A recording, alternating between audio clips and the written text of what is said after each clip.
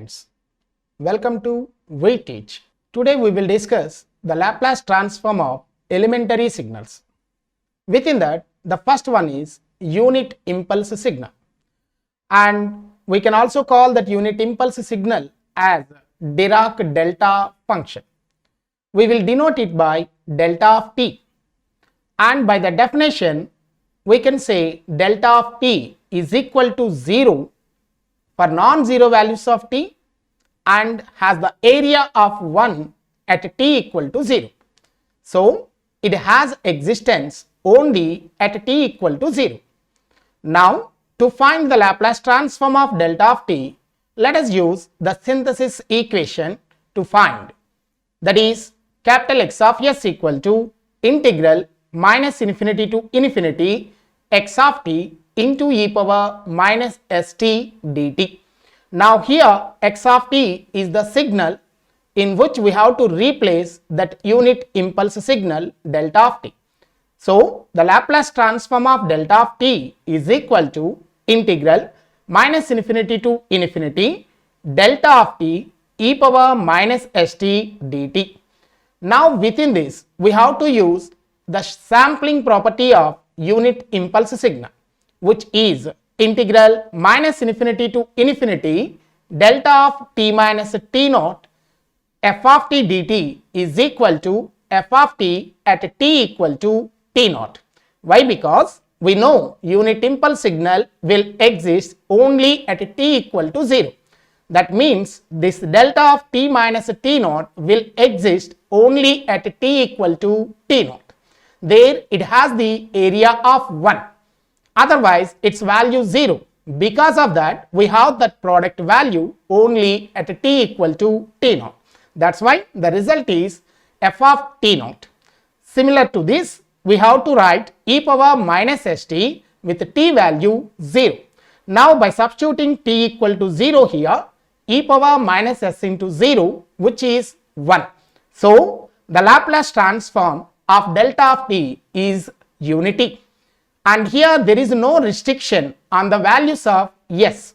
That's why the region of convergence of the delta function Laplace transform is the entire S plane.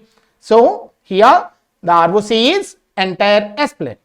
And now come to the second elementary signal, unit step signal, which is denoted by u of t, and we know the definition of u of t. Its value is 1 for t greater than 0 and 0 for t less than 0, and there is undefined value at t equal to 0.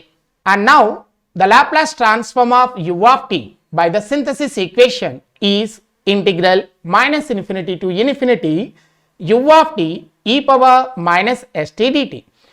Why? Because here x of t is the unit step signal u of t. Just we replaced that x of t by u of t, and by the definition u of t value is 0 for t less than 0. That's why we have the integration only for t greater than 0, that is integral 0 to infinity. There the u of t value is 1 e power minus st dt.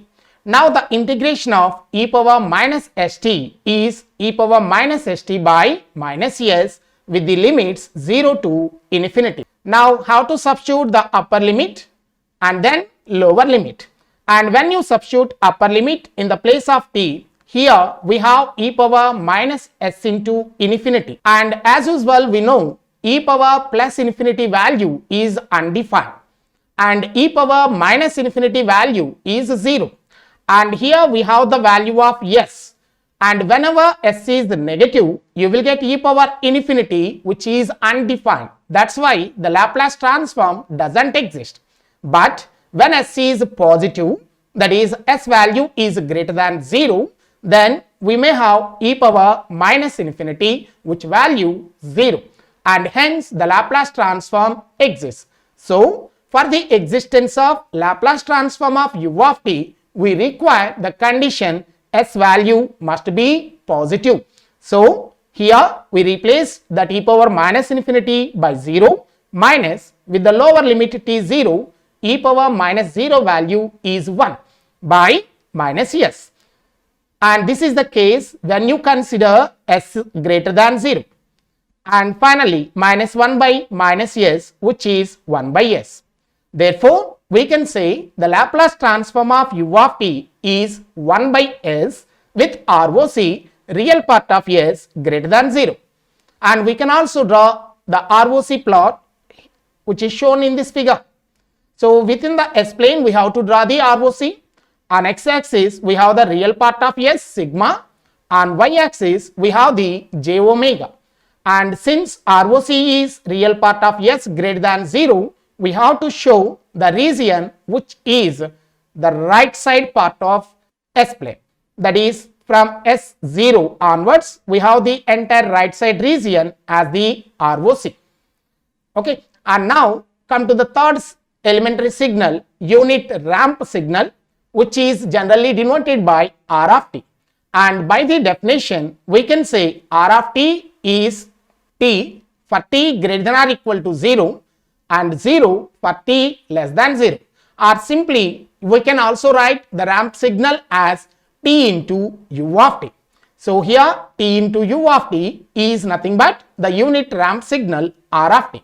Now the Laplace transform of R of t by the definition is integral minus infinity to infinity x of t e power minus st dt. And there you have to replace x of t by this unit ramp signal R of t. And after that R of t has to be replaced by t into u of t from its definition. And now here we are having u of t, and as usual you know u of t value is 0 for t less than 0 and its value 1 for t greater than 0. We have to state the limits only 0 to infinity where u of t value is 1. So integral 0 to infinity t u of t value 1 e power minus st dt. And now here use integral uv formula. Integral uv, which is obtained by taking the continuous differentiations of u and the continuous integrations of v with alternative signs of plus minus. That is, differentiation of u, integration of v, minus double differentiation of u and double time integration of v, plus third time differentiation of u and third time integration of v, minus, and so on we have to write. So using this integral uv formula, let us say here t as u and e power minus st as v. Then u, that is t, integral v, that is e power minus st by minus s minus differentiation of t, which is 1, and the second time integration of v, that is e power minus st by minus s, and already we have the minus s, so minus s whole square. And for this the limits 0 to infinity. Now when you substitute infinity in the place of t, again we have the same situation, that is you may have e power plus infinity or you may have e power minus infinity. When it is e power plus infinity, as usual it is undefined and hence the Laplace transform doesn't exist. So we have to consider e power minus infinity for the existence of Laplace transform, and that is possible when you consider the s value as positive. So for s greater than 0 we have 0, 0 minus, when you substitute lower limit, 0 into 1 by minus s minus 1 by s square. So here we have 0 minus 0 when you substitute upper limit, minus when you substitute lower limit, here minus of s whole square is plus s square. So minus 1 by s square. Now minus of minus 1 by s square is 1 by s square with ROC real part of s greater than 0. Therefore, the unit ramp signal has the Laplace transform 1 by s square with ROC s greater than 0. And remember, when you write s greater than 0, that has to remember that s is representing the real part of s only. Why? Because the ROC depends only on real value of s, that is sigma. And now come to the next elementary signal, sinusoidal. Let us say x of t as a into sine omega naught t u of t. Now here by the Euler's identity, we can write the sine omega naught t as e power j omega naught t minus e power minus j omega naught t by j2. And by that Euler's relation, here we have Laplace transform a into e power j omega naught t u of t minus Laplace transform of e power minus j omega naught t u of t. And the denominator j by 2 is constant. So here the constant term a by j2 is common. And now Laplace transform of e power j omega naught t u of t by the standard signal formula, which is e power at u of t Laplace transform, which is 1 by s minus a with ROC real part of s is greater than a, or you can say here real part is 0. Because of that, we have the Laplace transform for this 1 by s minus j omega naught with ROC s greater than 0. Similarly, for the second one, we have the Laplace transform 1 by s plus j omega naught with ROC s greater than 0. And now the combined overlap of these two, because both are having the ROC real part of s greater than 0, we have the real part of s greater than 0. And now by simplifying this, here the denominator s minus j omega naught into s plus j omega naught, and thereby here the numerator s plus j omega naught minus of s minus j omega naught. And now in the denominator we have the form of a minus b into a plus b, which is a square minus b square. That's why s square minus j omega naught whole square. And on the numerator, minus of s minus j omega naught is minus s plus j omega naught. Now here we have the plus s minus s, both are cancelled out, and the remaining j omega naught plus j omega naught, which is j 2 omega naught. And in the denominator we know j square value as minus 1. So minus of minus, which is plus, so the denominator is s square plus omega naught square, and numerator is j2 omega naught, and the constant term a by j2. Now here j2 is cancelled out, and the remaining term is a omega naught by s square plus omega naught square with ROC real part of s greater than 0. Therefore, the Laplace transform of a into sine omega naught t u of t is a omega naught by s square plus omega naught square with ROC real part of s greater than 0.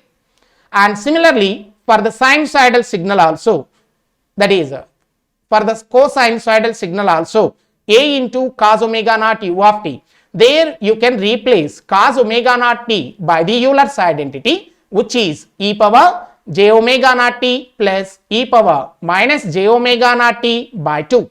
We have the same explanation as you have for the sin omega naught t u of t. The only the thing, there we have the minus sign and in the denominator j. Now here we have the plus sign and in the denominator there is no j.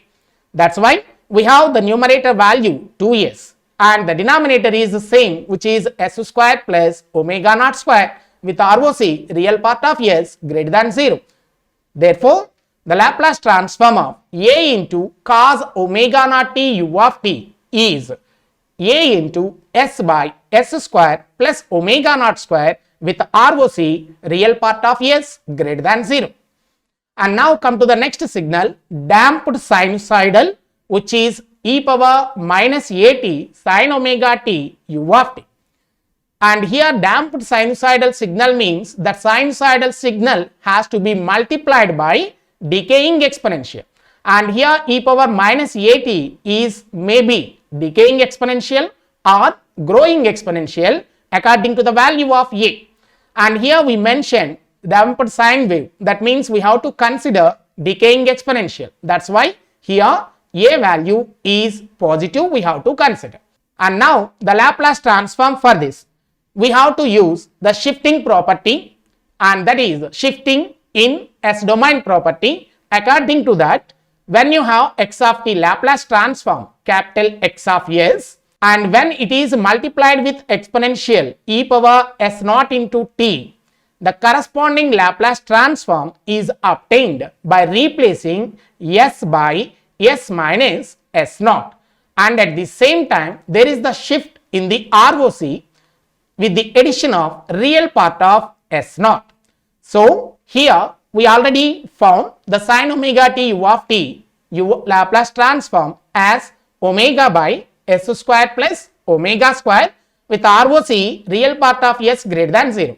Now when it is multiplied with the exponential term e power minus at, now based on the shifting in s domain property, within this Laplace transform we have to replace s by s minus s naught, and here s naught is minus a. So s minus of minus a, that is s plus a. So within this Laplace transform omega by s square plus omega square, we have to replace s by s plus a. Then the Laplace transform is omega by s plus a whole square plus omega square, and the ROC now, in the previous case it is greater than 0. Now it has to shift by some amount which is real part of s naught, and here s naught is real value only. So 0 is shifted by minus a units, that is the ROC real part of s greater than minus a. Therefore the Laplace transform of e power minus at sin omega t u of t is omega by s plus a whole square plus omega square with ROC real part of s greater than minus a. Similarly, with the replacement of s by s plus a in the transform of cos omega naught t u of t, you can get the damped cosine wave, that is e power minus at cos omega t u of t Laplace transform as s plus a by s plus a whole square plus omega square with real part of s greater than minus a. Now come to the next one, hyperbolic sine function sin h of at u of t, and sin h at can be represented in terms of exponential as e power at minus e power minus at by 2, and so you can use e power at u of t Laplace transform, which is 1 by s plus a with ROC real part of s greater than a, and e power minus at u of t Laplace transform as 1 by s plus a with ROC real part of s greater than minus a. And see here that a value may be positive or negative, and when you consider a as positive, we have the ROC, the combined part of these two, as real part of s greater than a, and if a is negative, the combined part of these two is real part of s greater than minus a. Now here let us consider that a value as positive, that's why the combined area is real part of s greater than a, and now sin h of at u of t, which is e power at minus e power minus at by 2 u of t transform is 1 by 2 1 by s minus a minus 1 by s plus a. On simplification, in the numerator we have the 2a, and here we have the 1 by 2, and that 2 and 2 are cancelled out, and that results a by s square minus a square with the ROC real part of s greater than a with a value positive. Similarly, for the hyperbolic cosine function cos h at, there cos h at is given by e power at plus e power minus at by 2. That's why we have the numerator 2s, and in the denominator 2 is cancelled out. That's why we have the Laplace transform of cos h at u of t as s by s square minus a square with ROC real part of s greater than a, and then the damped hyperbolic functions which are obtained by multiplying with the decaying exponential, that is e power minus at sin h bt u of t or you can say e power minus at cos hb of t u of t. And now here we have to use shifting in S domain property. That means within this we have to replace s by s minus s naught, and here s naught is minus a.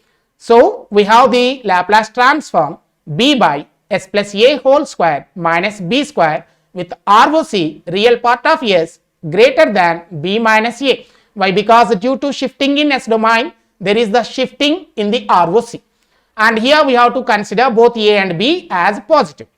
And similarly for the e power minus at cos hbt u of t, Laplace transform is s plus a by s plus a whole square minus b square with ROC real part of s greater than b minus a with a and b as positive. So we can obtain the Laplace transform of elementary signals just by the use of synthesis equation or by the use of the properties of Laplace transform. Thank you.